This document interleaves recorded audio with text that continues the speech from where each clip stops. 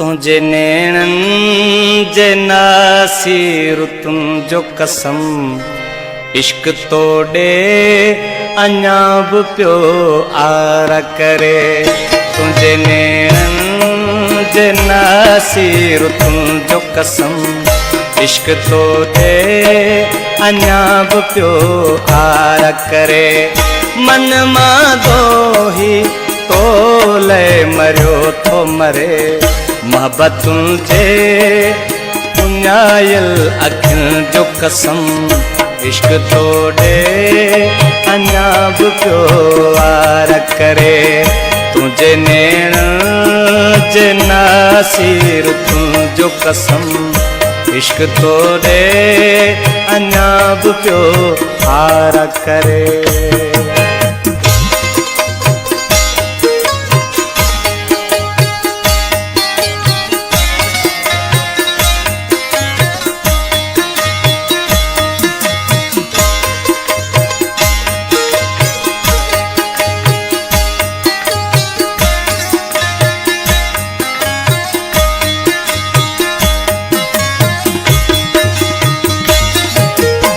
बेरुखी अजी रुगो भोर मौसम हिते दर्द खुशन जा चेहरा बुधाग्यो अते प्यार पहचाए प्यूं सब लिखी हिन वयूं जिंदगी मायूसिन जो शहर थी लगे शाम हर तो बिना जण तक कहर थी लगे।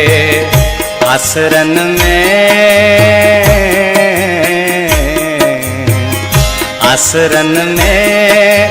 रखल हसरतुन जो कसम इश्क तोड़े अञा बि पियो वार करे।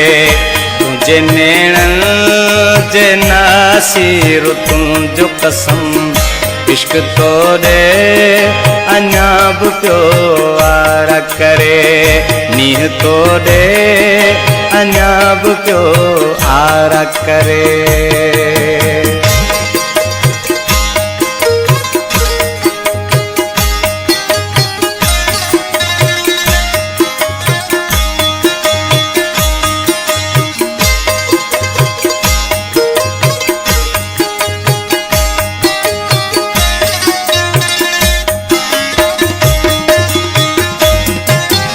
जख्म दिल में रची रोग बण जिया साथ जा सिलसिला सोग बण जीवाया।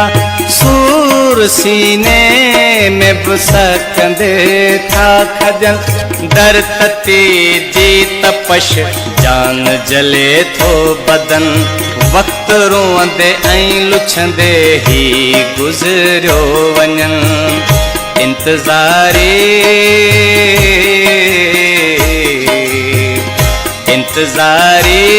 जे अणखुट लम्हन जो कसम इश्क तोड़े अञा बि पियो वार करे।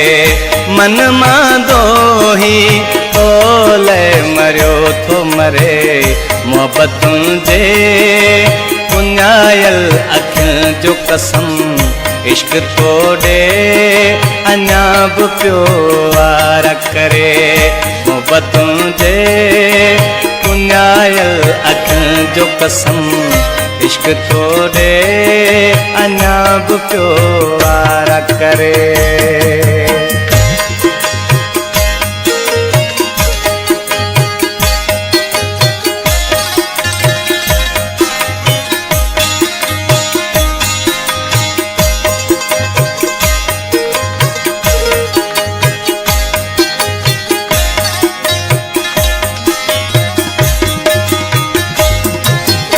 चाहतुन जो घटियो नाहे अजब असर रूह ज़ारो ज़ार हो रोए रात भर।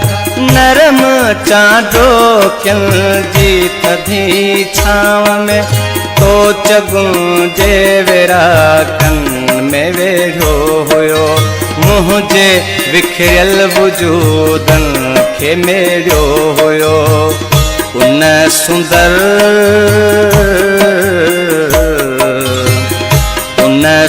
असर सूंह जे साए तुंहिंजो कसम इश्क तोड़े अञा बि पियो वार करे तुंहिंजे नेणनि जे नासीर तुंहिंजो कसम इश्क तोड़े अञा बि पियो वार करे मन मां दोही तोले मरियो थो मरे मोहबतुनि जे पुञायल अखियुनि जो कसम इश्क तोड़े अञा बि पियो वार करे तुंहिंजे नेणनि जे नासीर तुंहिंजो कसम इश्क तोड़े अञा बि पियो वार करे।